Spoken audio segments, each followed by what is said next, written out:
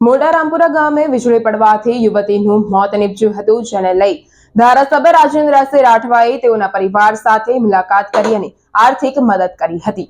છોટાઉદેપુર વિધાનસભા મત વિસ્તારના મોટા રામપુરા ગામે પૂજારી ફળિયામાં રહેતા દેવસિંહભાઈ રાઠવાની પુત્રી નીતાબેન રાઠવાનું માવઠા દરમિયાન બળદ છોડવા જતા તેમના પર વીજળી પડવાથી મોત નીપજ્યું હતું, જેને લઈ છોટાઉદેપુરના ધારાસભ્ય રાજેન્દ્રસિંહ રાઠવા, જિલ્લા આરોગ્ય સમિતિના ચેરમેન ગુમાનભાઈ રાઠવા, છોટાઉદેપુર તાલુકા પંચાયતના પૂર્વ પ્રમુખ રમેશભાઈ રાઠવા, છોટાઉદેપુર તાલુકા પંચાયતના ઉપપ્રમુખ જયદીપભાઈ રાઠવા સહિતના આગેવાનો ઉપસ્થિત રહી પરિવારજનોને સાંત્વના પાઠવી આર્થિક મદદ કરી હતી।